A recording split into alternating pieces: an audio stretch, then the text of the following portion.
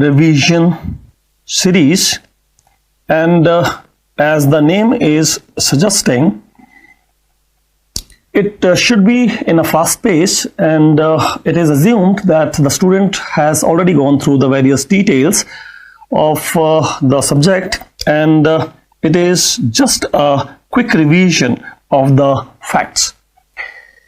So let us start with the journal Embryology here, and the very first thing which we talk about is gametogenesis. You will notice that we are looking at a zygote here, which is having the maternal and paternal nuclei, and it is going to divide multiple times. Finally, there will be a structure formed which is called as the blastocyst, and in the blastocyst there will be inner cell mass, and in the inner cell mass you will find some of the epiblast cells. These epiblast cells which are there in the blastocyst are the one which are going to form primordial germ cells, and these primordial germ cells are the first sex cell of our body.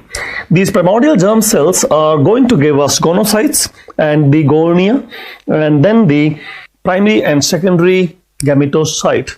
Now it is understood that primordial germ cell is having the capacity to form male or female gametes depending upon whether we have the Y chromosome or not. If we have Y chromosome, ultimately it will form the sperms, and if we do not have the Y chromosome, then it is going to form the oocyte. Now this diagram is to compare the mitosis with the meiosis, and it is understood that mitosis is an equational division. It is not going to change the chromosome number, whereas the meiosis, especially meiosis 1, is going to be a reduction division because it is going to reduce the chromosome number to half. Let me zoom it a bit for mitosis, and you can see we are having a diploid cell with 2 units of DNA. Here it is 2n, 2n.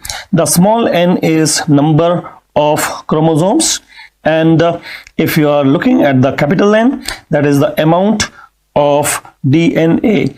It is understood that we are going to have 1 unit of DNA from mother and 1 unit of DNA from father. Similarly, there is a pair of chromosome always, 23 pair of chromosome, and 1 is from mother and 1 is from father. Now before any cell division, there should be a DNA duplication, and that happens in the interphase. The cell remains diploid, but then there are 4 units of DNA. Now, as you can see, there is a duplicated chromosome appearance, and there are sister chromatids available. Now, as they proceed further through prophase, metaphase, anaphase, and telophase, you will find that during anaphase, they are going to pull apart, means the maternal and paternal chromosomes. They have already duplicated their chromatids, and from each parent, one of the sister chromatid is being pulled towards the opposite poles. So finally, what you find is that the chromosome status remains the same. It is a diploid cell with 2 units of DNA. There is no change of chromosome number if we are talking about mitosis. But as you see, in meiosis, there will definitely be haploid structure. It is N and N. Now, how come that 2n, 2n became NN? That is what we can find out in meiosis. Let us start with the meiosis here. This is again a diploid cell. If you say it's a diploid cell, then it is 2n, 2n, and there is a DNA duplication. Like before any cell division, there should be DNA duplication, and then we have a diploid cell with 4 units of DNA. Now, as you notice, there will be a prophase stage of meiosis 1. There is a meiosis 1 and there is also meiosis 2, and in prophase 1 of meiosis 1, there will be some certain subdivisions, like there is leptotene, zygotene, pachytene and diplotene. It is the pachytene stage where you will find that there is a chiasma formation, and there will be some genetic exchange between maternal and paternal chromosome. As you can notice here, the blue and red chromosomes, say one is maternal, one is paternal, then they have interchanged some of the genetic material. And as you can notice here, that some part of genes were exchanged during pachytene. Now comes the cell, which in a male or female you can say this is the secondary gametocyte. And secondary gametocyte, which could be secondary oocyte or secondary spermatocyte, remember they are haploid and with 2 units of DNA. So these cells are haploid with 2 units of DNA, and then you can proceed further. As you will notice that when we are going to talk about meiosis II is just like the mitosis, means where the sister chromatids are going to separate. So in meiosis I, maternal and paternal chromosomes are going to separate and leading to some haploid cells, whereas in meiosis II, the sister chromatids are going to separate. So as the sister chromatids are separating, you will finally get what is called as the gamete, and the gamete are actually haploid cell with 1 unit of DNA. As I suggested, there is a primordial germ cell, the first sex cell of our body, and it is going to give us oogonium, and then it is going to give us primary oocyte. This all involves mitosis, but after that you will notice that primary cell enters meiosis, that is meiosis I. Also remember that this primary oocyte or primary spermatocyte is the largest of all the cells. That comes as a question. Now this primary oocyte or primary spermatocyte is undergoing meiosis I, and it is 2n, 4n here. See, you start with 2n, but since there is a DNA duplication, you will see that the cell which you are having right now is 2 and 4n. Before any cell division, there must be DNA duplication, and now the maternal and paternal chromosomes are separating during meiosis I. Obviously, the secondary oocyte or secondary gametocyte will be haploid, but then you can see it is haploid with 2 units of DNA, and then comes meiosis II, which is where the sister chromatids are going to separate, and as the sister chromatids separate, finally you'll get a cell which is haploid with 1 unit of DNA. This is a diagram for the menstrual cycle, which we generally take as 28-day cycle. So day 1, the beginning, and day 28 is the ending. The last menstrual period, day 1. What we are plotting here is the LH hormone concentration, which is having an elevation before the day of ovulation, and then it goes down. The day number 14 is the mid-cycle, the day of ovulation, and before that there will be LH surge. Now, when is that LH surge occurring? That LH surge is occurring at approximately 36 hours before ovulation, and then there will be LH peak. When is the LH peak occurring? The LH peak is occurring approximately 12 hours before ovulation, and that is the time when the first polar body is released. So polar body number 1 is released at LH peak, and when is the second polar body released? Second polar body is released after fertilization. Then when is the fertilization taking place? The fertilization is taking place within 24 hours of the ovulation. So once there is ovulation, you have only 24 hours to get fertilized. That means for a female, the fertile period, if you are checking, there is only 24 hours. Once there is ovulation, you have 24 hours for getting fertilized. Otherwise, the secondary oocyte is degenerated and menstruated by the end of the cycle. Now what about a male?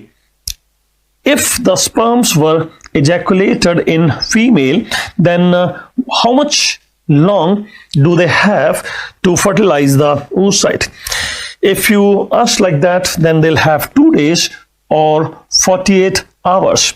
So that is about the capacity to fertilize. What is the survival time? Survival time once ejaculated in female can be as much as 5 to 10 days. So is it possible that the sperms are capable of fertilization in somewhere in between?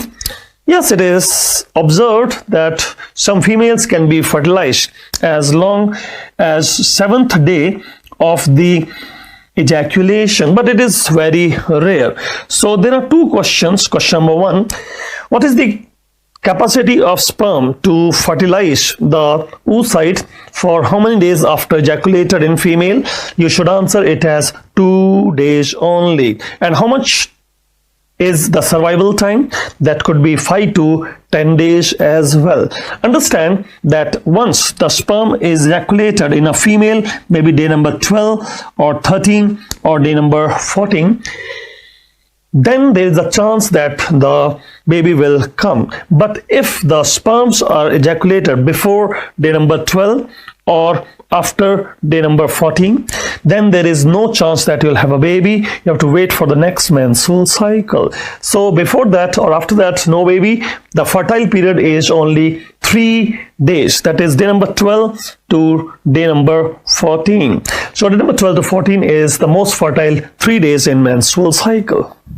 Now here we got a diagram which is showing us the ovulation, fertilization and implantation. It is the ovary which is undergoing ovulation and the secondary oocyte is ovulated, covered by a zona pellucida, a glycoprotein membrane to attract the sperm, which is attracting it in the ampulla of the fallopian tube, that fertilization will occur. As we said, fertilization should occur within 24 hours of the ovulation, and zona pellucida, which was attracting the sperm, now it will be deflecting the sperm to prevent polyspermy.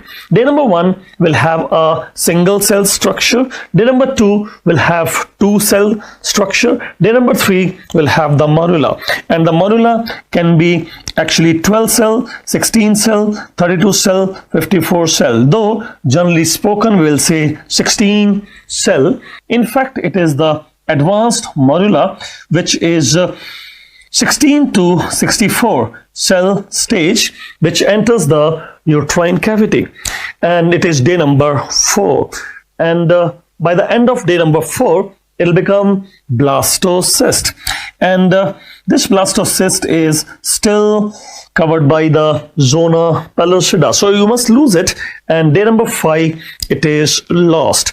Day number 5 is implantation beginning. So implantation begins on day number 5 and completed on day number 12. It is day number 5 to 6 that it was attaching to endometrium. The blastocyst was attaching to endometrium. Now questions might ask you, when is implantation happening? Best answer will be 7 to 9th day post ovulation, which is also post fertilization, because day of ovulation is the day of fertilization. Now we are looking at the process of implantation here, and you see this is the morula. It was the advanced morula which has entered the uterine cavity, and what is the cell number? It could be 16 to 64 cells. And what happens next? This morula changes into blastocyst. It is at the day number 4 by the end and still covered by zona pellucida.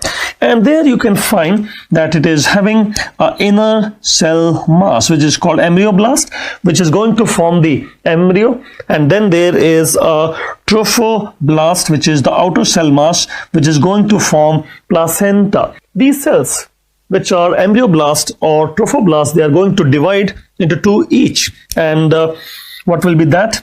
The trophoblast will divide into cytotrophoblast and syncytioblast, and the embryoblast will divide into epiblast and hypoblast. That happens on day number 6 to 8. So day number 6 to 8, you will find that there are different type of cells being formed. Now you notice in the third stage that syncytial trophoblast is the one which is going to help us in attaching to endometrium. Day number 6 it is available, and then there is a cytotrophoblast which is also contributing towards the placenta. Whereas towards the inner cell mass, what is happening?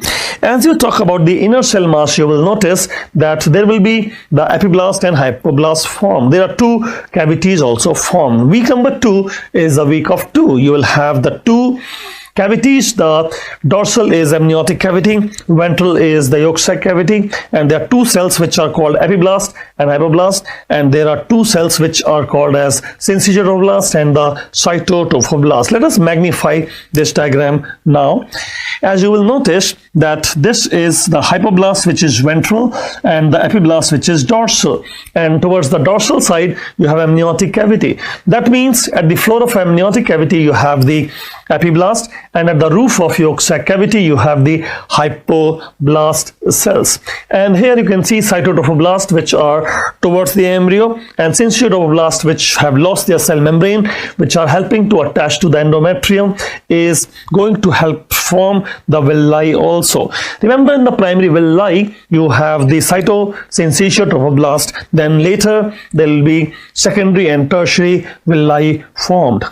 Now in the next stage you will find the epiblast cells, they undergo proliferation to form primitive streak, and then they start migrating ventral. As they are migrating ventral, they are going to form first the endoderm, then they are going to form next the mesoderm, and lastly they form the ectoderm. So first is endoderm, then mesoderm, and then the ectoderm, but all the three germ layers would have come from the epiblast which are migrating ventral.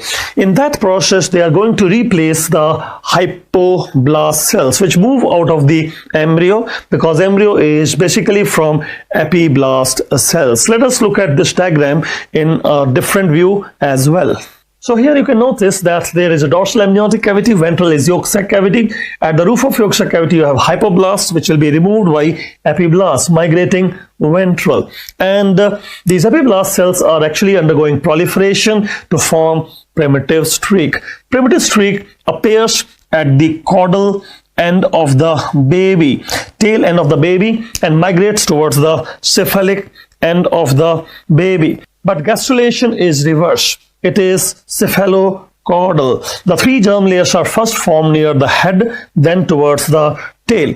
As you see, this is the epiblast cells which are at the dorsum, and they are going to migrate ventral. As the epiblast cells are going to migrate ventral, they are going to replace the hypoblast cell, take their place, become endoderm, the first germ layer to form. In the middle, the epiblast will form mesoderm, and more dorsal, they'll form the ectoderm. All the three germ layer coming from the epiblast cells, process called gastrulation, and this will happen in the third week of the post-ovulation or post-fertilization. This is the transverse section of the embryo post-gastrulation, and you can see there is a dorsal amniotic cavity. At the floor is ectoderm. In the middle there is mesoderm, and more ventral, which is lining the yolk sac cavity, is the endoderm. You can also see that there is a notochord or the axial mesoderm. That notochord or axial mesoderm is important because it is going to stimulate the overlying ectoderm to form nervous system. There are two types of ectoderm. One is central, which is going to form nervous system, and there is peripheral, which is going to contribute to structures like skin, epithelium. This notochord later will become nucleus pulposus of the intervertebral disc. Now I want to see the formation of the primitive streak and various components of the primitive streak.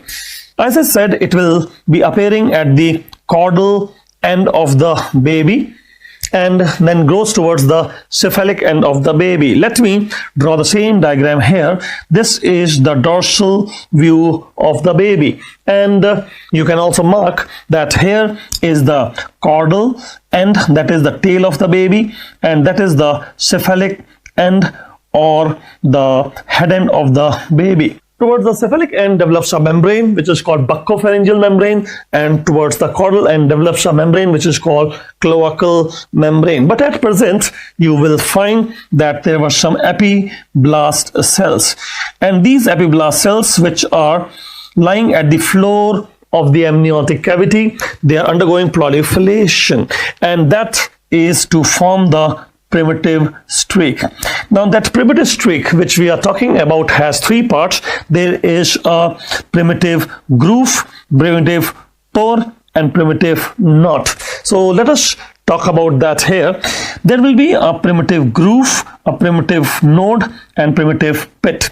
So here is the primitive groove, that is the primitive node, and that is the primitive pit. What happens is, as the epiblast cells are proliferating and forming the primitive streak, some of the epiblast cells, they jump into this pit and go ventral. As the epiblast cells go ventral, what they do is they will be replacing the hypoblast cells, which are more deeper, and they will change that hypoblast cell into endoderm. Now endoderm will be more ventral. If you go still dorsal, there will be one layer which is formed in the middle, and that is called as the mesoderm.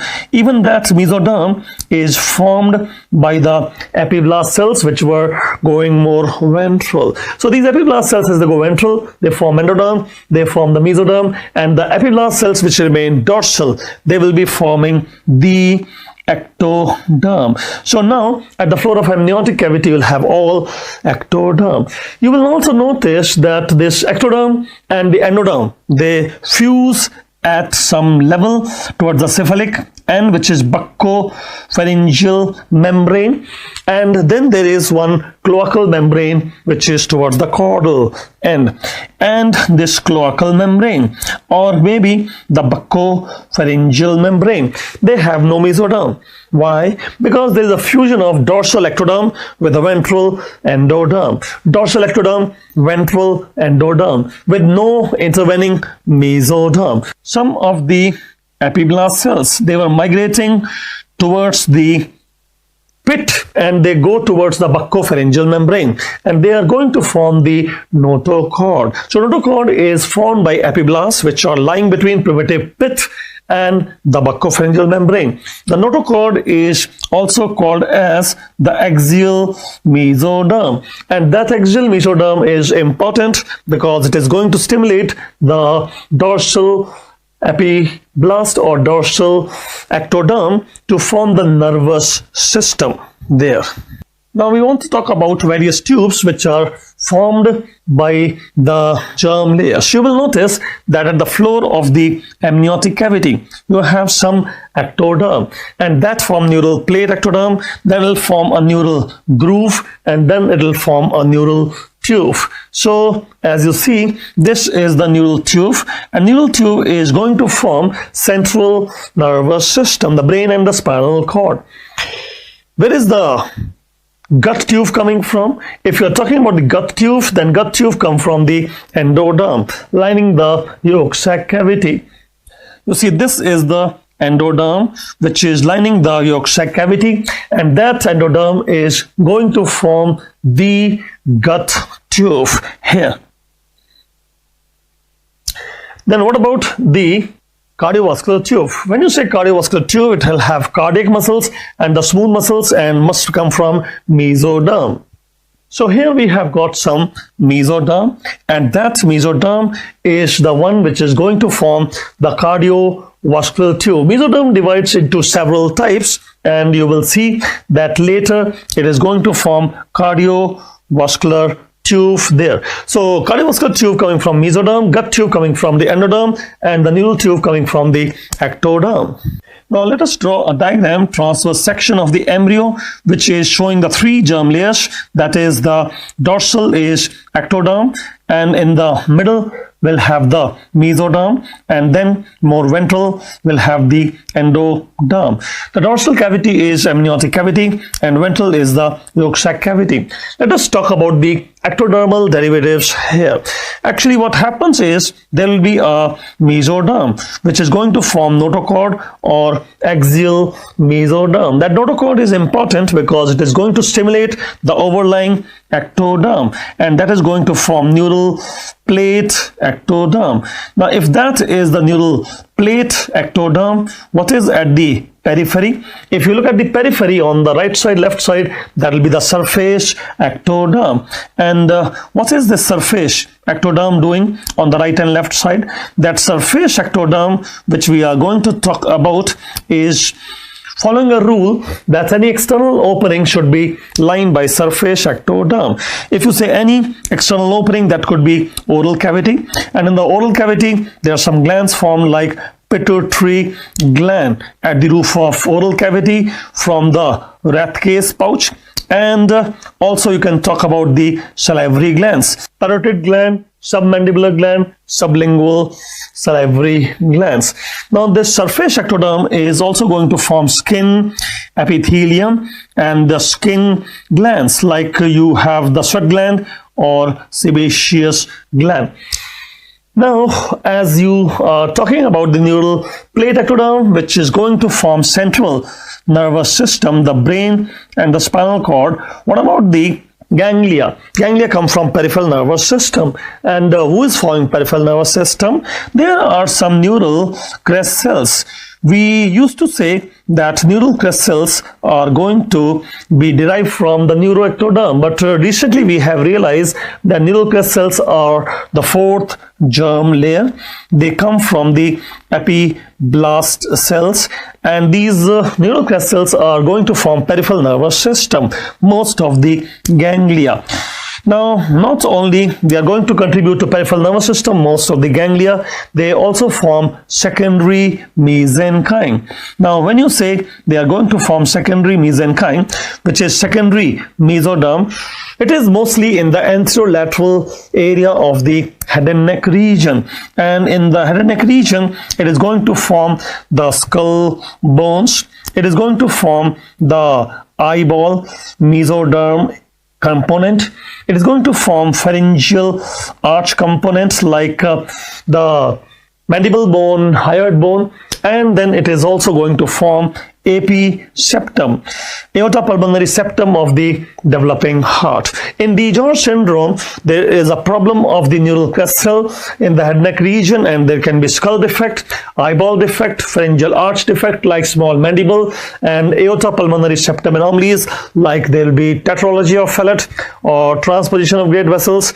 and the most common cause of death in DiGeorge syndrome is episeptum anomalies only.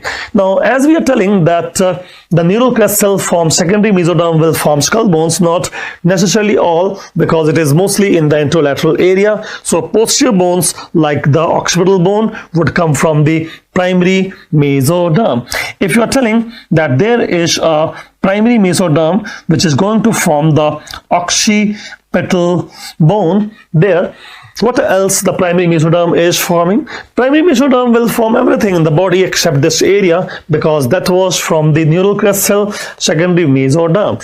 As I suggested, secondary mesoderm is going to form pharyngeal arch bones, but it is not going to form pharyngeal arch muscles. So pharyngeal arch muscles like masseter, they will not come from the secondary mesoderm. They are coming from the primary mesoderm. So it is the primary mesoderm which is going to form the pharyngeal arch muscles like the masseter muscle, if we are talking about. Now let us see what else are the derivatives of neural crest cells in our body, because they are not restricted only to anterolateral area of the head neck, they are distributed throughout the body.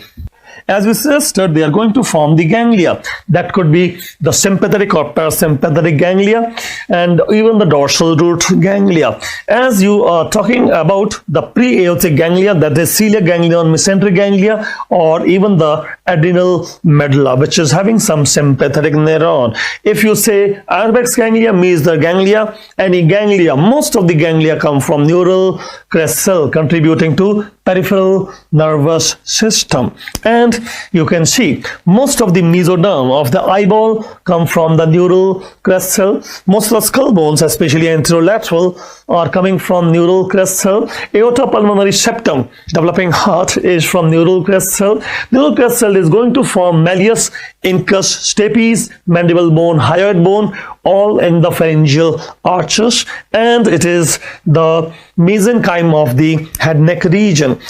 If you are talking about the epidermis, of course that will come from surface ectoderm, but the dermis in this area is all from neural crest cell.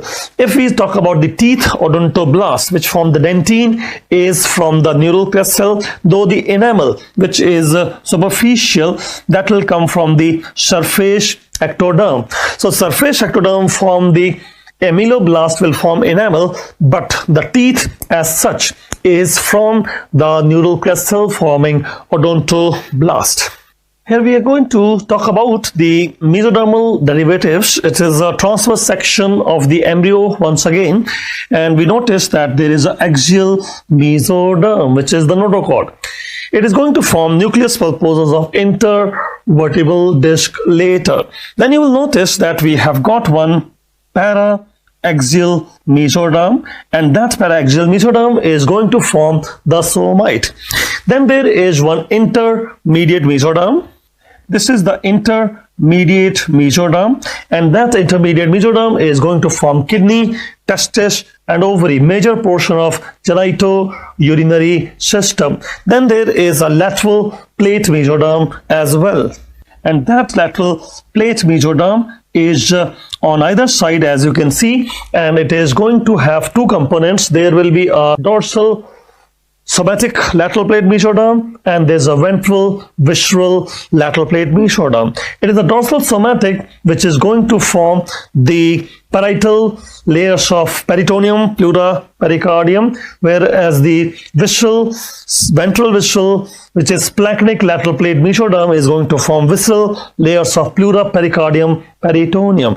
Actually, there are two cavities already, amniotic cavity and the yolk sac cavity. A third cavity develops, which is called coelomic cavity there, and that coelomic cavity will form the later three more cavities, which are the pericardial, pleural, and the peritoneal cavity. These cavities are lined by membranes, and those membranes are contributed by lateral plate mesoderm.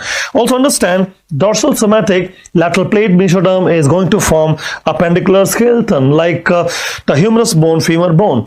Whereas if you are talking about the skull bones, they are coming from neural crest cell mostly, and if you are talking about the vertebra will come from the para-axial mesoderm.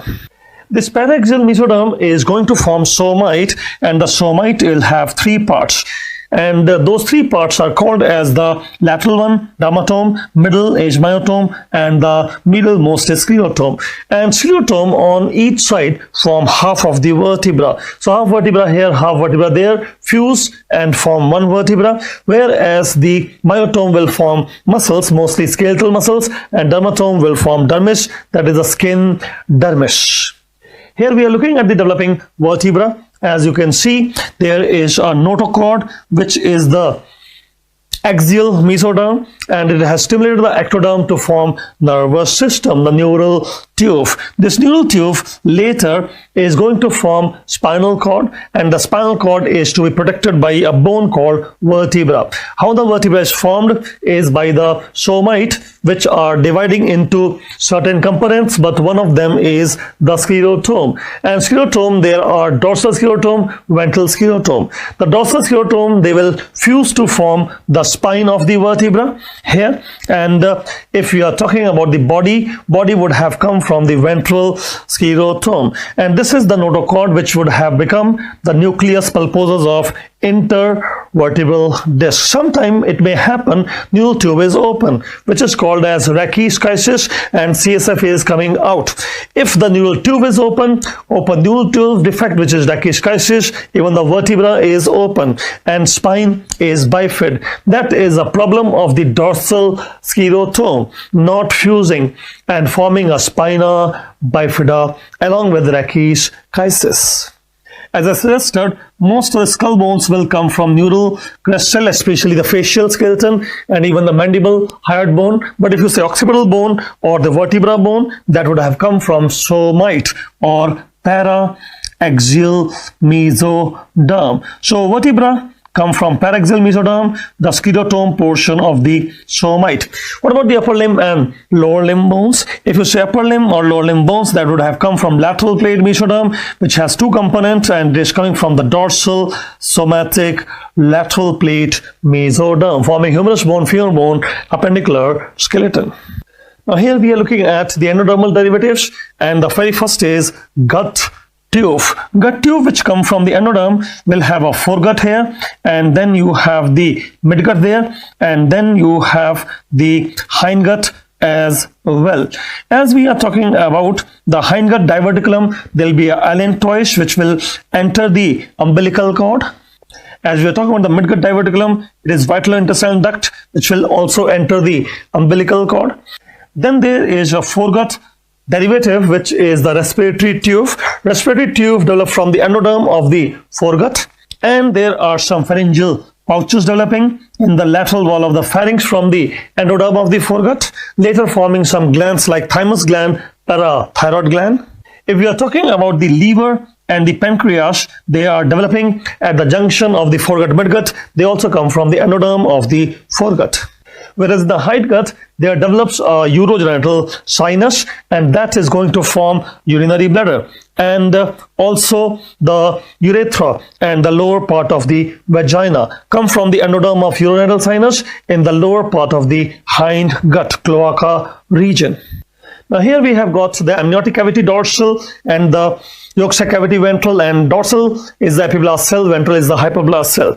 We want to talk about how the placenta is contributed.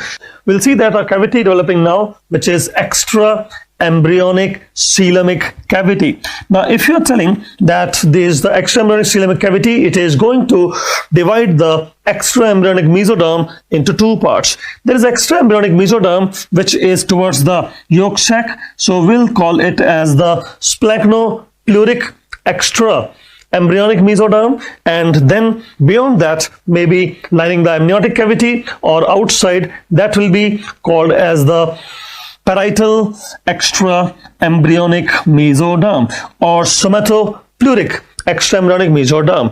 So between the somatopleuric extra embryonic mesoderm and the visceral mesoderm, splanchnic mesoderm, is the extra embryonic coelomic cavity. Now you will notice that there is a membrane which is called chorion, and chorion is formed by the trophoblasts which are outside. Along with that, there is the somatopleuric layer of extra embryonic mesoderm. If you are talking about the amnion, that amnion is lining the amniotic cavity, and it is formed by the amniogenic cells lining the amniotic cavity, and then also the somatopleuric extra embryonic mesoderm. This is the connecting stalk which will later become the umbilical cord component there. When it comes to placenta, you will notice that it is the decidua basalis from the maternal side, maternal placenta, and from the fetal side, it is the chorion frondosum. Now, chorion frondosum, which come from the chorion layer, will develop some villi, chorionic villi, and they will be penetrating into decidua basalis of the maternal side. So maternal placenta is decidua basalis, endometrium of the uterus, and chorionic villi or chorion frondosum from the fetal placenta component. Also notice that in the beginning we have primary yolk sac, which is dorsal amniotic cavity, ventral yolk sac cavity. Later it will become secondary yolk sac and then become tertiary yolk sac. While the tertiary yolk sac is formed, it is the one which is going to communicate with the midgut, and the yolk sac has already formed foregut, midgut, and the hindgut. This is called vitalo-intestinal duct, which becomes a content of the umbilical cord as well. As we saw, there is an extra embryonic coelomic cavity forming around the baby, and there is a cephalocaudal folding of the baby. The head comes towards the tail like this, and in that process you will see the amniotic cavity surrounds the body of the baby all around. The allantois is a hindgut diverticulum, and the vitalo-intestinal duct is a midgut diverticulum. Both of them will be entering the umbilical cord, become their contents. Let us have a look over the baby implanted into the uterine decidua basilis. You will see there is a dorsal amniotic cavity, ventral is yolk sac cavity, and there is some extra embryonic mesoderm formed. Now, who is forming extra embryonic mesoderm is a query. Some books will say it is coming from primary umbilical vesicle, which is the primary yolk sac, or it may come from the epiblast or the hypoblast or the trophoblast, is a controversy, but the first answer should be primary umbilical vesicle or primary yolk sac forming the extraembryonic mesoderm. If it is around the yolk sac, it is called splanchnic, and if it is around the amniotic cavity or in the periphery, then it is called as the parietal. So there is a parietal which is towards the body wall outside, and there is a visceral which is towards the yolk sac. If you are talking about the trophoblast, there's a cytotrophoblast towards the baby and syncytiotrophblast towards the periphery. So cyto is towards the baby and syncytio is towards the outside. We just saw chorion is a membrane which is constituted by these three. That means there will be a syncytiotrophblast, cytotrophoblast plus the extraembryonic mesoderm, which is parietal. That will be the chorion. And if you are talking about the amnion, then there will be amniogenic cells here, along with that some extraembryonic mesoderm, which is parietal extra embryonic mesoderm. So that will be amnion membrane there lining the amniotic cavity. Now, as the baby is having a cephalocaudal folding, the head comes towards the tail. This amniotic cavity surrounds the baby, and in that process the yolk sac is incorporated into the baby to form the gut tube having foregut, midgut, and hindgut. Here you can see the baby is folding and amniotic cavity is surrounding the entirety of the baby, and the yolk sac is communicating with the midgut here as vitalo-intestinal duct, whereas the allantois is the hindgut diverticulum. So finally you will see this is the baby which is having a connecting stalk which becomes the umbilical cord, and then there will be around that the amniotic cavity. This is the placenta which is having two components. There is a chorionic frondosome which is from the fetal placenta side, and then there is a decidua basilis which is maternal placenta there. Now there are three types of villi: primary, secondary, and tertiary villi. The chorion frondosome, if you have cytotrophoblast, syncytiotrophblast, primary. If you have extraembryonic mesoderm, this is secondary, and if you have fetal blood vessels also, then become tertiary villi. In the primary villus, you can see there is a central cytotrophoblast, periphery is syncytiotrophblast, and then there is secondary villus where some extraembryonic mesoderm has come, and then there is a blood vessels, fetal blood vessels, tertiary villi. Tertiary villi come in the third week and day number 17 to 21. That is the time fetal placental circulation is also established. Remember that there is a uterine placental circulation which is day number 11, 12, 13. Post ovulation, and there is a fetal placental circulation which is day number 17 to 21 or the week number 3. There are three types of simple epithelium. Could be squamous, where you have a very thin rim of cytoplasm, and that is above the nucleus. If you are having height equal to breadth and a central spherical nucleus, it is called simple cuboidal. But if the height is more than the breadth and there is an oval basal nucleus, then you will call it as simple columnar epithelium. Now here we will see simple squamous epithelium which is lining mesothelium, which could be pleura, pericardium, peritoneum, or it is lining the endothelium, which could be the lining of the heart or blood vessels, or it could be the kidney tubules like the loop of Henle, or it could be the alveolus of the lung, type 1 pneumocyte. Simple squamous epithelium is identified by the fact that it is having a flat nucleus or globular nucleus with a very thin rim of cytoplasm above the nucleus. If we talk about the simple cuboidal epithelium, that could be glands or the ducts. Ducts will have usually stratified cuboidal epithelium, and it could be the PCT, DCT of the nephron or the thyroid follicles. Now, as we said, height is equal to breadth, central spherical nucleus. Height is equal to breadth, central spherical nucleus is cuboidal epithelium. If it is about simple columnar, then we'll find it in the stomach intestine or maybe gallbladder. As you see gallbladder, it will be with microvilli, intestine, small intestine with microvilli. Uterine tube, if you say, then it is ciliated columnar epithelium, and collecting ducts also is columnar epithelium.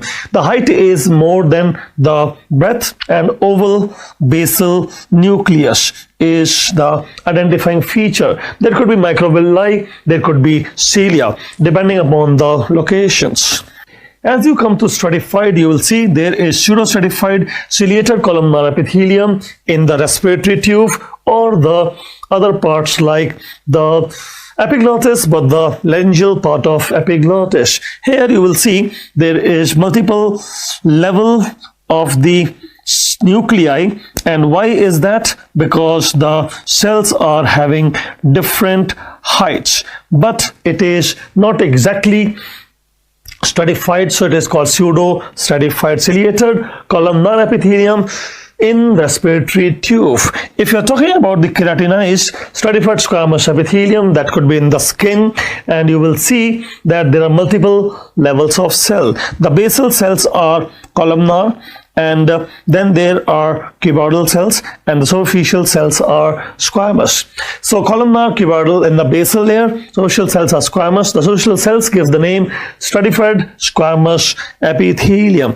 And if you are talking about the transitional epithelium, it is appearing like the stratified one, but you will notice one thing, that maybe the basal are columnar cells and then you have cuboidal cells, but the superficial cells are large cells with the two nuclei also, and they are large globular cells. They are not flat squamous cells. So that will be the difference between transitional epithelium in the urinary bladder or the ureter, and these cells are also called umbrella shape because they are giving the shape of umbrella like that. Transitional epithelium. Now we have taken a sagittal section of the head and neck region. Want to see various type of epithelia in the area.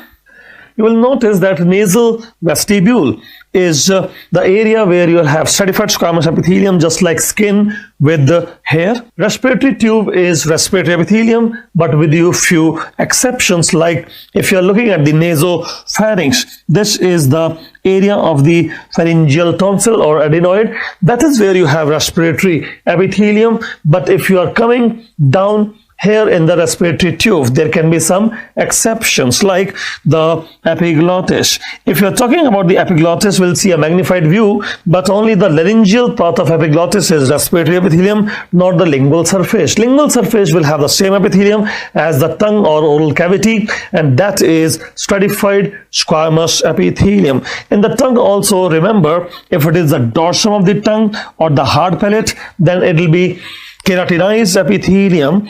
So keratinized stratified squamous epithelium present on the hard palate and the dorsum of the tongue. But if you look at the ventral aspect of the tongue or the posterior aspect of the tongue, then it is not keratinized. It will be non-keratinized stratified squamous epithelium. This non-keratinized stratified squamous epithelium is present on the soft palate also, and is present on the palatine tonsil as well, and also the lingual surface of the epiglottis. So lingual surface of epiglottis or the posterior part of the tongue or the soft palate is non-keratinized stratified squamous epithelium. It is also seen in the vocal cords of the larynx. So vocal cord of larynx is lined by non-keratinized stratified squamous epithelium. Otherwise, respiratory tube, entire larynx is having respiratory epithelium, which is pseudo-stratified ciliated columnar epithelium, minus the vocal cords. Here we have magnified the epiglottis here, and epiglottis has oral surface towards the tongue, and then it has a laryngeal surface towards the larynx. If you are looking at the oral surface, as I suggested, it is stratified squamous non-keratinized epithelium, but if you are looking towards the laryngeal surface, it is the larynx epithelium, respiratory epithelium, which is pseudo-stratified ciliated columnar epithelium with the goblet cells. If we take a section of the larynx, we'll see it has the hyaline cartilage with chondrocytes, and the matrix is glassy appearance without the appearance of the fibers. And if we are talking about the epithelium, it is all respiratory epithelium, but except the vocal cords, because vocal cords are prone to abrasion of the fast moving air. They are lined by stratified squamous epithelium. Otherwise, any other part of the larynx is all respiratory epithelium. So this is respiratory epithelium everywhere. But if you are talking about vocal cords, that is non-keratinized stratified squamous epithelium to protect from the aberrations. As we talk about the various body tubes, you will see the esophagus is non-keratinized stratified squamous epithelium. And if we are talking about the intestine or the stomach, it is the columnar epithelium. In the stomach, you will find there are 5 types of cells which are forming the gastric gland components, and in the small intestine you'll have some glands which are to be discussed in the next slides. If you're talking about the respiratory tube, you'll see there is pseudo-stratified ciliated columnar epithelium with goblet cells. If you're talking about the transitional epithelium in the urinary bladder or ureter, and then it is the skin which is stratified squamous epithelium, just like esophagus, but it is keratinized epithelium. Though you can have keratinized epithelium in the oral cavity, it is restricted to the hard palate and only the dorsum of the tongue. Deeper part is non-keratinized stratified squamous epithelium, which is extending into the esophagus as well. As we talk about the glands can be merocrine or acrine variety, then there is apocrine variety, and then there is holocrine variety. If you are talking about the parotid gland, a salivary gland, it is merocrine variety. If you are talking about mammary gland, it is a modified sweat gland, apocrine variety. And if we are talking about the skin, the sebaceous gland, it is holocrine. In holocrine, the entire cell membrane is lost. All the cells become secretions like sebum. In the apocrine, apical portion of the cells is broken and covers the secretion. The membranes partly cover the secretions, and there is apical loss of cell membrane. But in merocrine, there is no loss of any cell membrane. We'll magnify these diagrams now. The merocrine, the apocrine, and the holocrine. The merocrine, there is no loss of cell membrane. In apocrine, there is apical cell membrane lost and covering the secretions. And in the holocrine gland, entire cell membrane is lost and the cells are broken and they are going to become secretions like sebum near the hair follicles.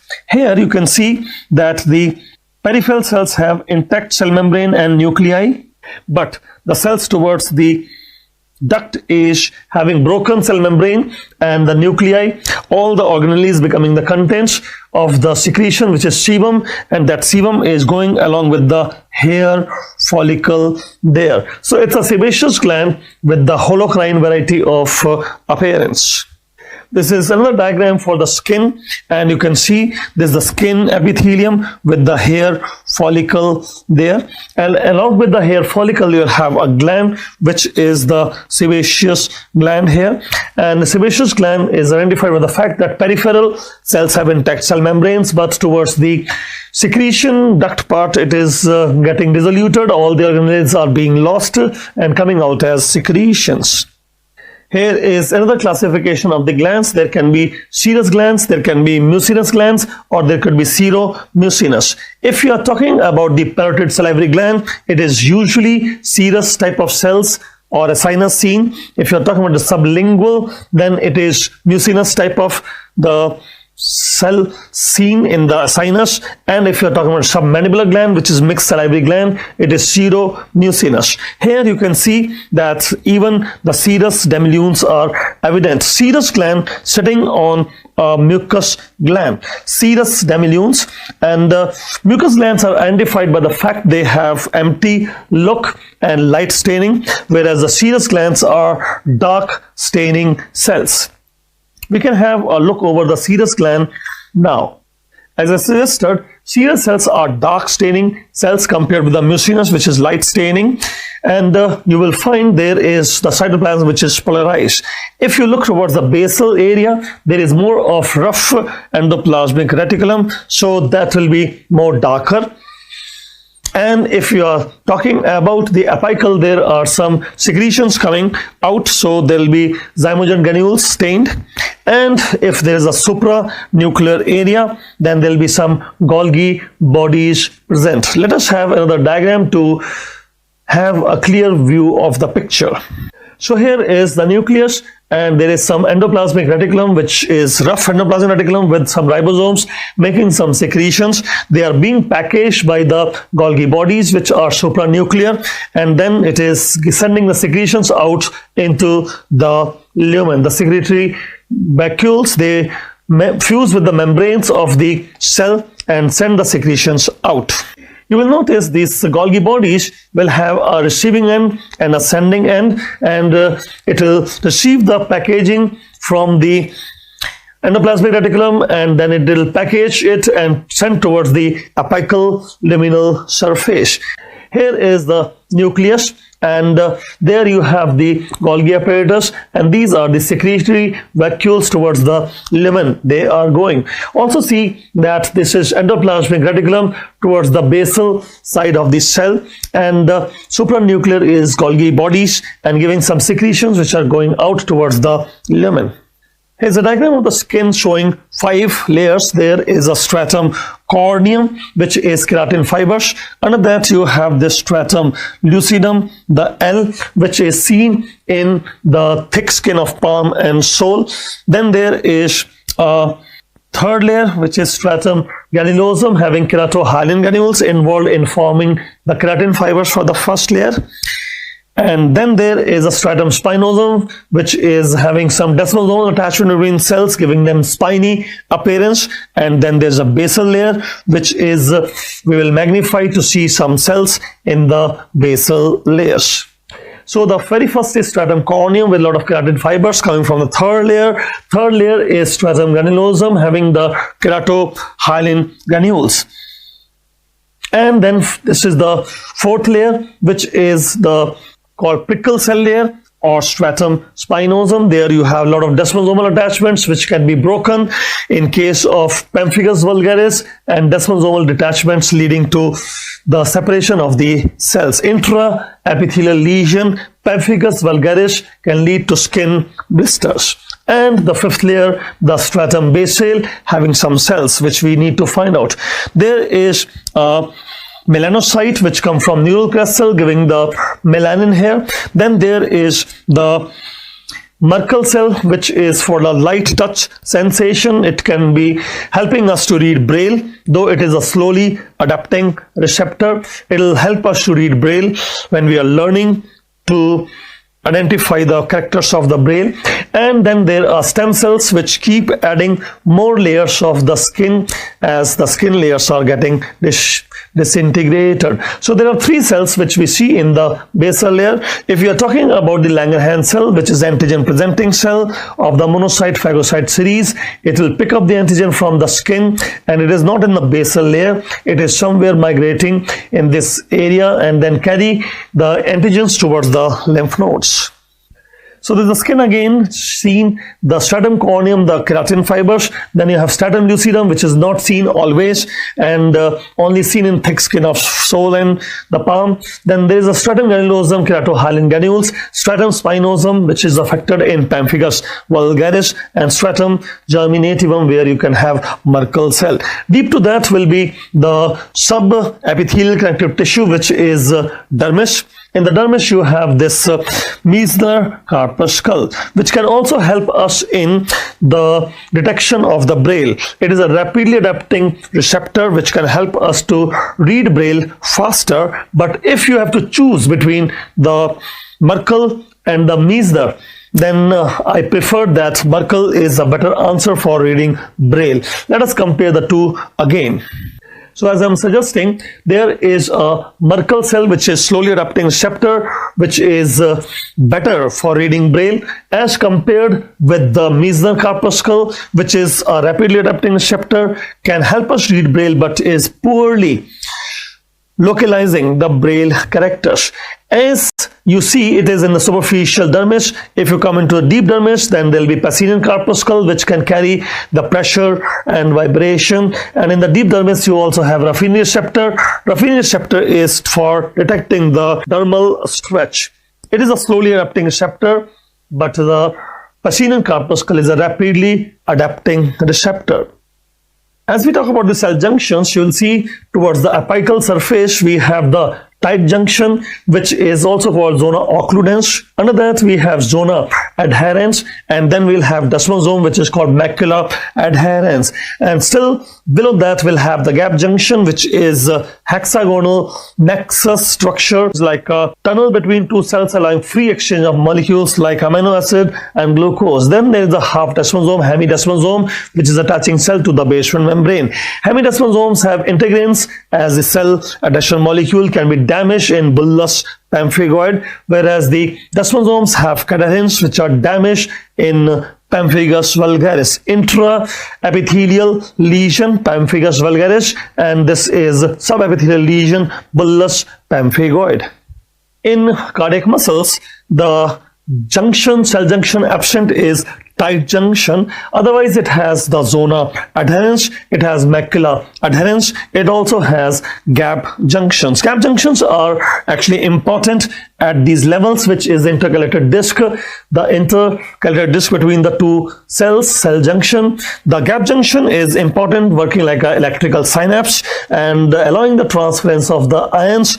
If one cell is contracting, simultaneously the other cell should also be contracting. That rhythmicity is maintained very much depending upon those gap junction, and if there is a problem with gap junction, there could be arrhythmia. How do you know it is a cardiac muscle? Because we have a nucleus with the perinuclear halo, perinuclear halo. So that gives the appearance of a cardiac muscle, and cardiac muscles also have intercalated discs.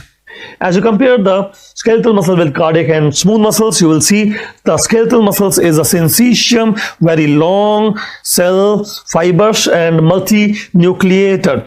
So what happens is, like there is loss of cell membrane, so it becomes a syncytium and it is striated, deeply striated. The Z band, I band are present, alternate striations, but in the cardiac muscle the striations are less evident, less striated. Plus there is a perinuclear halo and intercalated disc are there. These cells are branching cells, and they will have the pattern which is different from the skeletal muscles, because skeletal muscles are long cells with the multinucleated appearance. As you talk about the smooth muscles, it is spindle shaped cells, and they are entirely different from the cardiac muscles or skeletal muscles.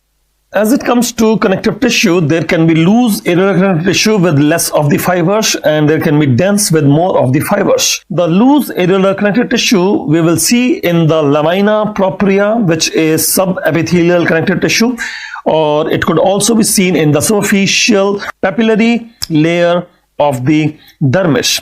When it comes to the dense connective tissue, there can be regular or irregular. The dense regular connective tissue can be seen in tendons or the ligaments, whereas the dense irregular you can see in the deep reticular layer of the dermis. It can also be seen in the periosteum or perichondrium. Now, when we talk about the loose irregular connective tissue where there is less of fibers, the fibers can be of three types. That could be collagen fibers, or that could be the elastic fibers, or that could be the reticular fibers. Though reticular fibers will be rarely seen here. How do you identify the collagen fibers? They are running in bundles, and that is why they will appear thick. Appearance is there. So these are running in bundles, so thick appearance, as compared with the elastic fibers which are running singly. So they will be single running fibers and they will be appearing thin. They are single and branching fibers, whereas if it is long wavy bundle of fibers, then it will be collagen fibers. Ligamentum flavum is present in the vertebral canal guarding the spinal cord running through the vertebral canal, and it is mostly 80% elastic fibers and 20% collagen fibers. As it comes to reticular connective tissue, it is present in the liver, spleen, lymph node, etc., which is lymphoid organ, but it is absent in one of the lymphoid organ, which is called thymus. Thymus is a lymphoid organ but does not have reticular fibers. Reticular fibers are actually networking kind of fibers, and they are thin branching fibers.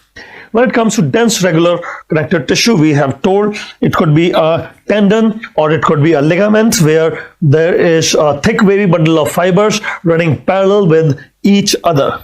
As it comes to dense irregular connective tissue, which could be deep reticular layer of dermis or periosteum, perichondrium, the collagen fibers are not running regularly, they are running irregularly here or there. Not same as you saw in tendon or ligaments, it's different. There are many collagen fibers which we have to know, but there are 4 of them which are important for us to memorize. Type 1 collagen fiber is present in the bones, tendons, ligaments, and also fibrocartilage. Otherwise, if you are talking about the hyaline cartilage or the elastic cartilage, it will be type 2. Type 2 is also present in the notochord, as you can see there. As you talk about the type 3, it is present in the reticular tissue, like we have seen spleen or the liver. Also in the blood vessels, you can talk about type 3 collagen. Type 3 collagen is also present in the recent healing granulation tissue. If it is an old scar, then it will be type 1. So type 1 collagen in old scar and recently healing tissue is type 3 collagen. Type 4 you will see in the basal membrane, basal lamina, and like in kidney glomerulus basement membrane, and also the lens capsule. It has a purpose of filtration barrier. In fact, can be damaged in Alport syndrome, glomerulonephritis, type 4 collagen involved. Lymphoid tissue are primary, which will have stem cells like bone marrow and thymus, and secondary, which do not have stem cells. In secondary, you can have lymph node tonsil, spleen, or prayer patches like in the terminal ileum. They do not have stem cells and they just have T and B lymphocyte to mount the immune response.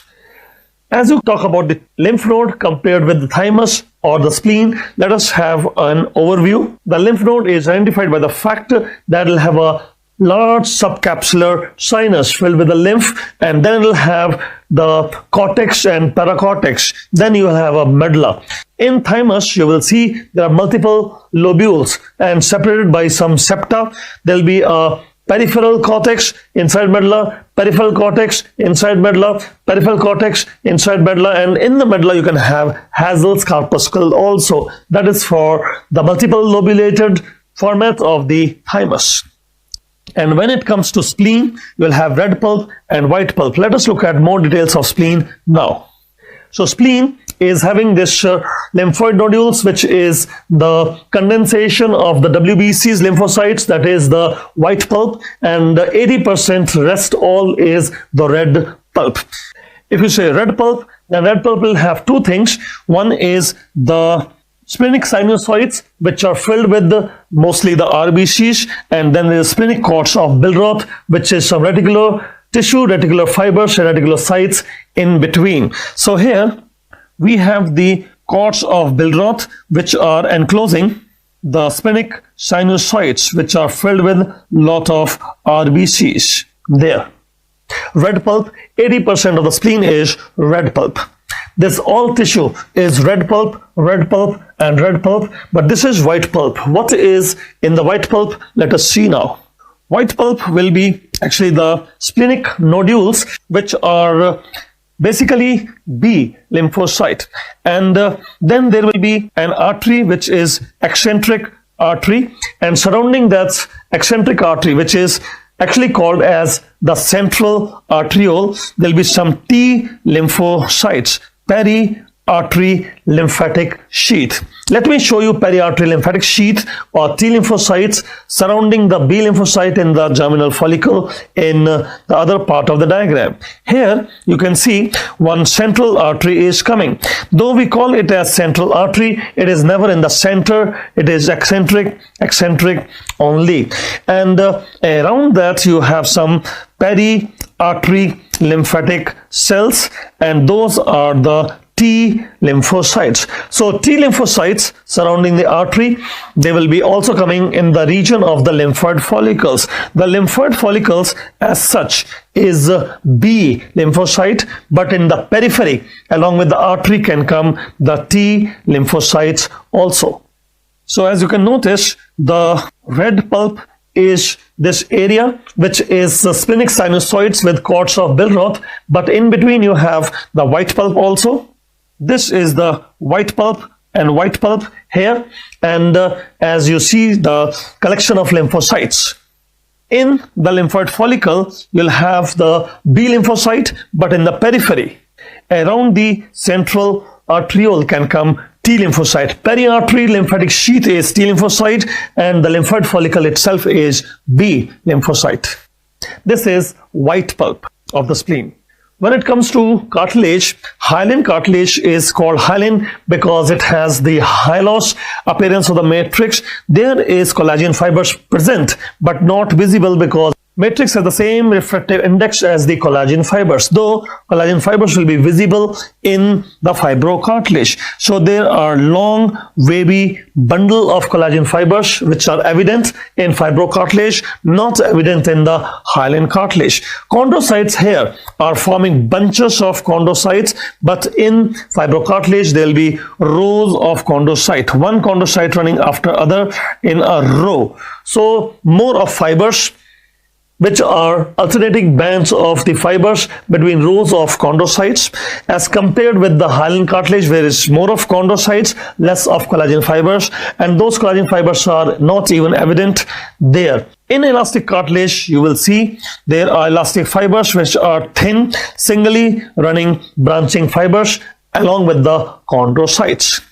The most common type is hyaline cartilage, which is most of the bones in our body develop from the hyaline cartilage endochondral ossification, and some part is still hyaline cartilage. For example, the costal cartilage of the ribs. Ribs develop from endochondral ossification of the hyaline cartilage, but the costal cartilage is still hyaline cartilage. All these bones have come from the hyaline cartilage, but if you are talking about articular cartilage, then it is hyaline cartilage. And as you see, where do you find the fibrocartilage? Fibrocartilage is like a shock absorber, and it can be found in the joints like it is seen in the intervertebral disc, like a shock absorber, or knee meniscus between femur and the tibia bone, or it could be also in the articular disc of the sternoclavicular joint or temporomandibular joint. When it comes to elastic cartilage is a rare thing. You can remember E cube. In the E cube, there is external ear, the pinna. The second E is the eustachian tube, and the third A is the epiglottis. So respiratory tube as such is hyaline cartilage, but if you are talking about the epiglottis, then it will be elastic cartilage. Respiratory tube has a conducting portion and a respiratory portion. Respiratory portion starts with the respiratory bronchiole. It will have alveolar ducts, alveolar sacs, and alveoli. Otherwise, if it is the trachea bronchus and till the bronchioles, terminal bronchiole, it is the conducting portion.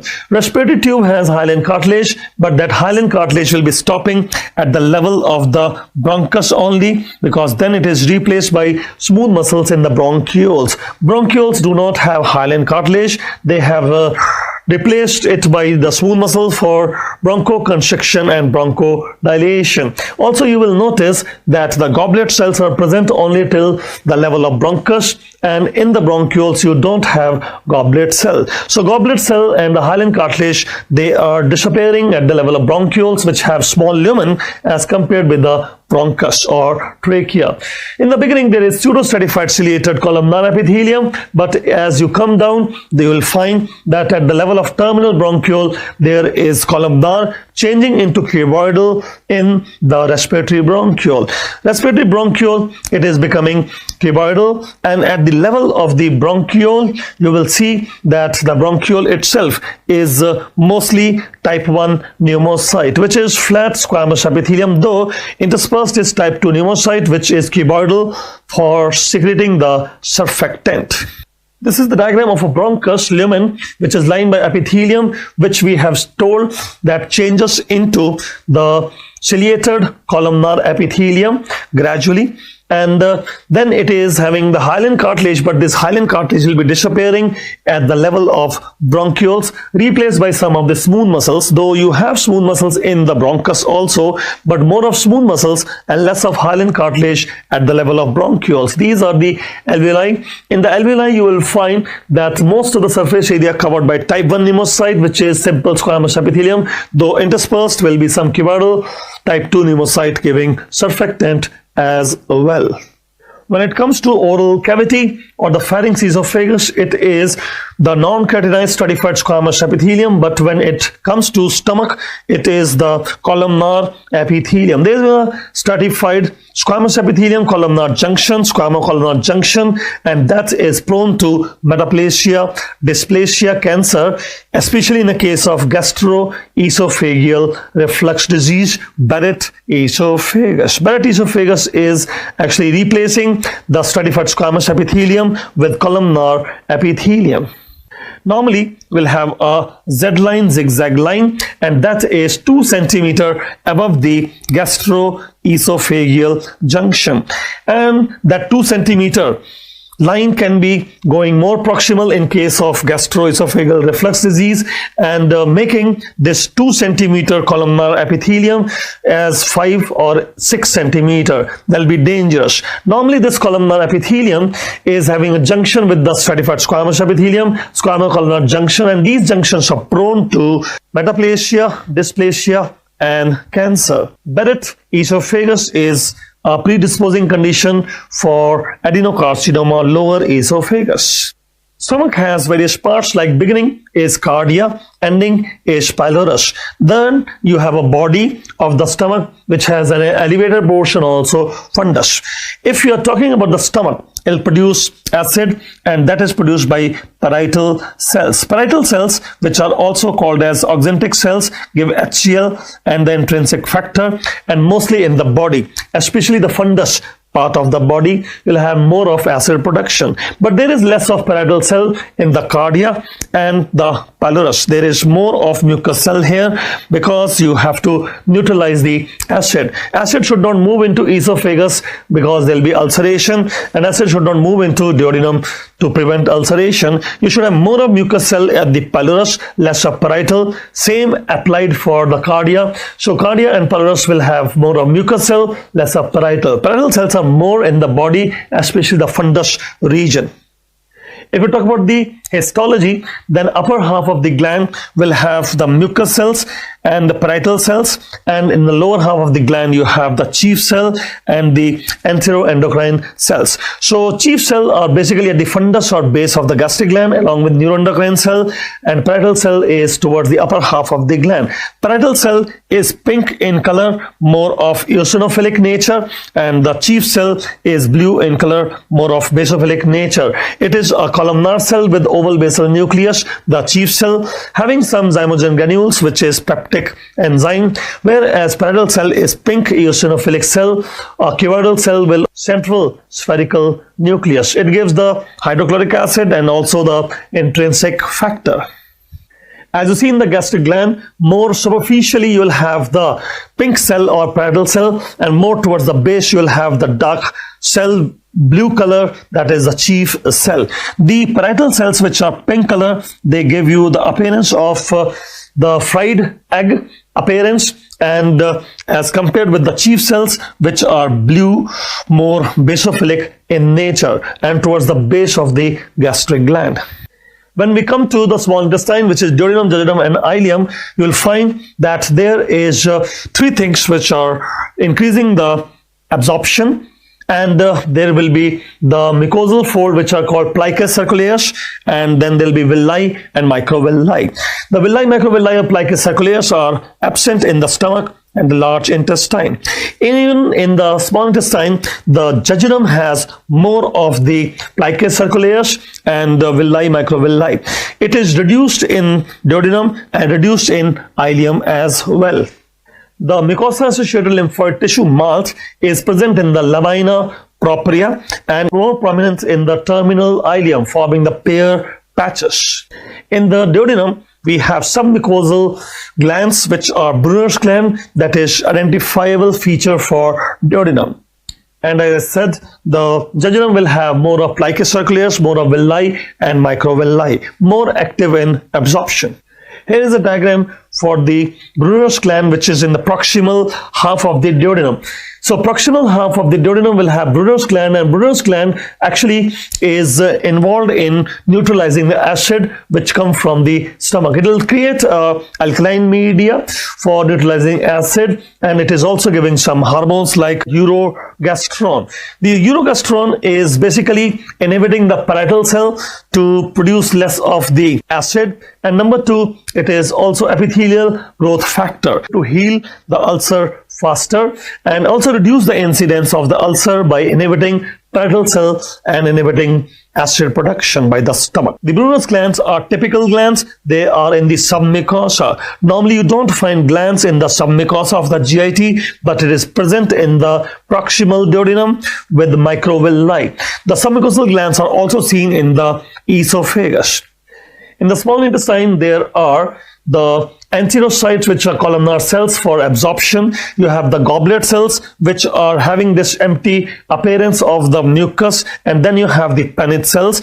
Remember, Paneth cells are towards the base of the gland, and they have this apical eosinophilia because of lot of lysozymes taking lot of eosin, and these cells are giving us some cytokines like tissue necrotic factor alpha to kill bacteria and protozoa. There are some enteroendocrine cells also, which are giving some endocrine hormones for the purpose of absorption. This is the large intestine, and it'll have the largest number of goblet cells, which keep on increasing towards the rectum and the anal canal.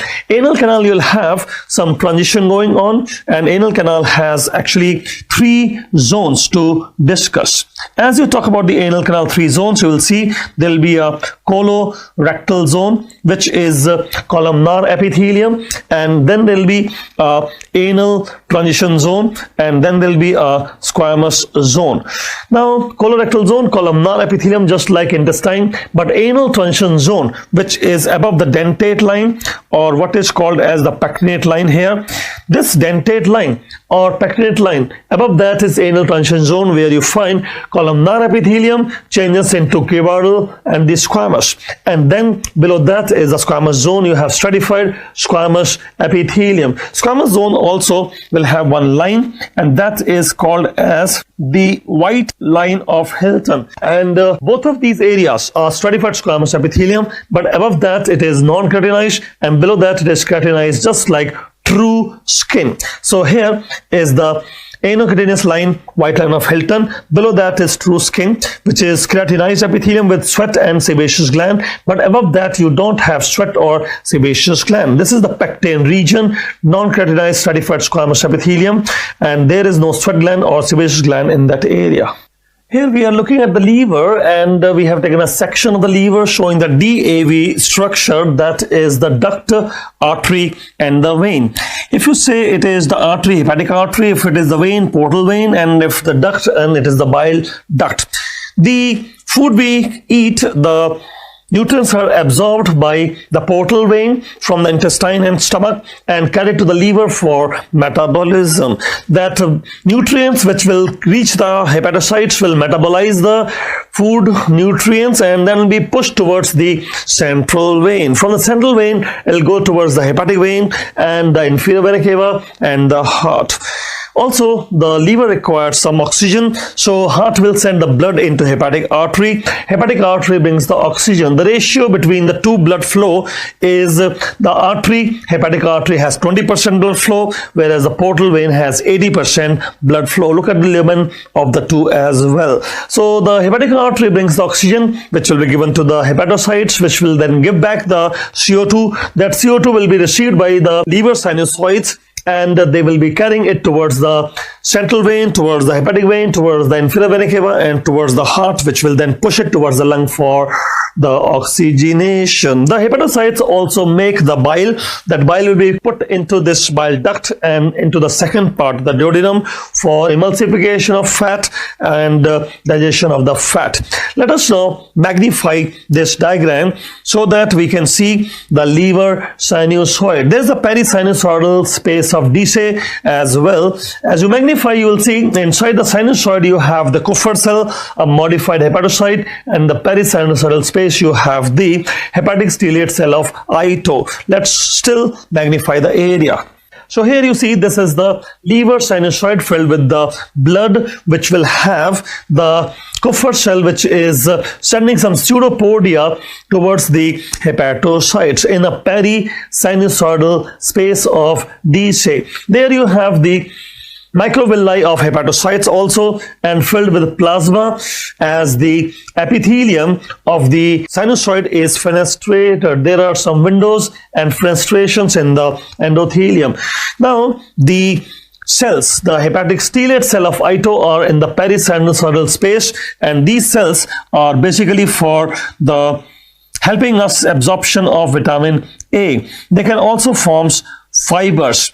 Especially, they are culprit for the liver cirrhosis, where they are forming more of fibers. So it can be pathological involvement, that normally stellate cell forming some fibers, but if they form more of it, then there can be cirrhosis of liver.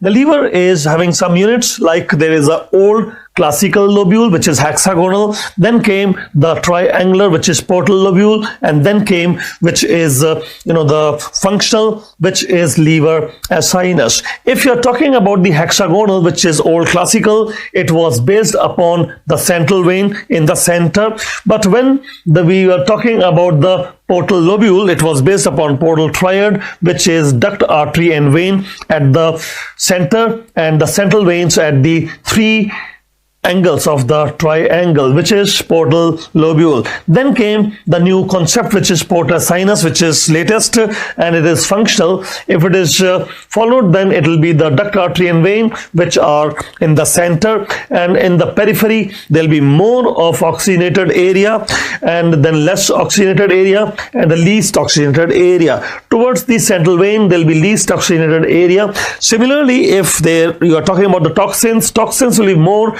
in this area number 1 and less in area number 2 and least towards the area number 3. This is a functional acinus based metabolic zonation basically, and this is the latest one. When we talk about the kidney, there will be two portions. One is excretory, which is nephron based, forming urine, and collecting, which will collect the urine. Let us first look at the nephron. There will be glomerulus, which is capillaries, sending ultrafiltered of blood into the Bowman's capsule, passing through the PCT and loop of Henle DCT, and then to the collecting tubules. You will notice that the endothelium of the glomerulus or Bowman's capsule or the loop of Henle, they are simple squamous epithelium, whereas the PCT-DCT are cuboidal epithelium. PCT will have more of microvilli, so it becomes striated border, and the DCT will have less of microvilli, so it is not striated, whereas the collecting ducts will become the columnar epithelium. So as I said, embryologically, there'll be a nephron part, which is the one forming urine, then there's a collecting part, which is coming from the ureteric bud. The ureter, the renal pelvis, major minor calyx, and the collecting ducts, they're all lined by transitional epithelium, though the transitional epithelium begins only at the tip of collecting ducts, because the major lining of collecting ducts is columnar epithelium, except the tip. As we say, the ureter, urinary bladder, and proximal half of the prostatic urethra is transitional epithelium, but most of the male urethra will be stratified columnar epithelium, except at the tip, which is stratified squamous epithelium. In the male testis, we need a blood testis barrier, which is made by sustentacular cells of the Sertoli. Sertoli cells also give us the hormones like Müllerian inhibiting factor. If you're talking about the interstitial cells of Leydig, they'll be giving hormones like testosterone. You will notice that sperms are in the lumen of the seminiferous tubules and blood vessels are in the periphery. The blood cells should not be exposed to the sperm, otherwise there'll be antibody formation against the sperm. So there should be a blood testis barrier which is formed by Sertoli cells. Sertoli cells, they do not allow the blood cells to move towards the sperms inside the seminiferous tubules. There are some cells, primordial germ cell forming gametogonia, gametocyte, and then the gametes in a sequence from periphery to center. The cells can move through the Sertoli cells, but not the blood cells. Blood testis barrier maintained by the Sertoli cells. In case of uterine tube, it is ciliated columnar epithelium. In uterus, it is columnar epithelium. So as in the endocervix. Endocervix is columnar epithelium, but ectocervix is same as vagina, which is stratified squamous non-keratinized epithelium. So there'll be one squamo-columnar junction at the endocervix, ectocervix. Ectocervix, just like the vagina, is non-keratinized stratified squamous epithelium, whereas endocervix, like uterus, is simple columnar epithelium. And the squamo-columnar junction should be monitored because it is prone to dysplasia and it can lead to cancer. So any lady who is predisposed to such CA cervix, you should take monitoring this area at the squamo-columnar junction, which is endocervix, ectocervix junction. We need to know that most of the bones are developing in endochondral ossification from the fetal cartilage, which is hyaline cartilage. There's a primary center of ossification which is appearing at week number 6 to 8 intrauterine life, which will bring some osteocytes to form the primary center of ossification, diaphysis of the bone. And if you're talking about the secondary center of ossification, it will appear after birth and going to form epiphysis of the bone, end of the bone.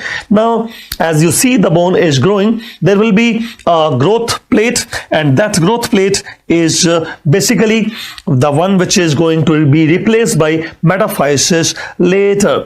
So as you see, rest of the all hyaline cartilage is becoming bone. There will be some hyaline cartilage at the level of the growth plate, which is also called epiphyseal plate, but later it disappears and forms metaphysis part of bone. All the bone has now formed, but except at the ends, because the ends are still articular cartilage, which is hyaline cartilage, and keeping it smooth for the smooth movements at the synovial joints. Bone has a unit called osteon, which is a Haversian canal, which is carrying some of the neurovascular bundle. If you want to connect them horizontally, then they are called as the Volkmann's canal. And it is the concentric lamellae, which is having some bone cells. There is osteoprogenitor cell, which is actually a pluripotent cell, and it is the one which is going to form osteoblast. Osteoblast is involved in bone formation. When it becomes old, it will become osteocyte. Then there is osteoclast cells also, which are numerous monocytes coming together and forming a multinucleated cell, which is bone eating cell. This will eat the bone for remodeling of bone, and this will be adding the bone for making more of the bony tissue. As it comes to joints, there are fibrous joints, cartilaginous, and the synovial joints.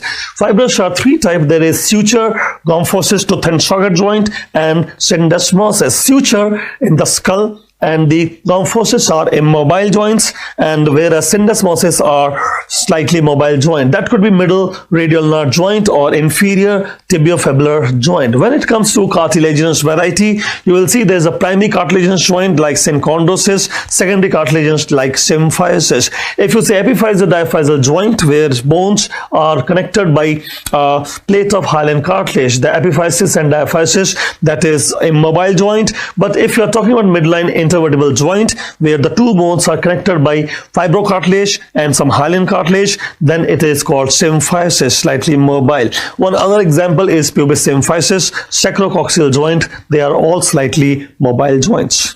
As it comes to synovial joints, there are numerous examples. For example, if you are talking about the atlanto-occipital joint, which is for yes movement, you will see it is ellipsoid. But below that, if you are talking about atlanto-axial joint, no movement joint, then it will be the pivot synovial. So atlanto-occipital is ellipsoid synovial, whereas the atlanto-axial is pivot synovial. Now, when it comes to the ellipsoid, in the ellipsoid you have atlanto-occipital. You also should remember that wrist joint is ellipsoid and MCP joint is ellipsoid. So wrist joint, as you see, the radiocarpal joint is ellipsoid and metacarpophalangeal joint is ellipsoid, though some books will say wrist joint and the metacarpophalangeal joints are condylar. But instead of answering them condylar, you better call them as ellipsoid. Then who is condylar? Condylar is temporomandibular joint and the knee joint. When you say condylar is temporomandibular and knee joint, some books will say they are modified hinge. But before you say they are modified hinge, you should answer them as condylar. Let us remember the four examples of saddle synovial joint also. The malleus incus in the middle ear cavity is saddle synovial. Then sternoclavicular joint is saddle synovial. First metacarpal joint for thumb apposition is saddle synovial, and CC joint in the foot, which is calcaneo-cuboid joint, is saddle synovial joint.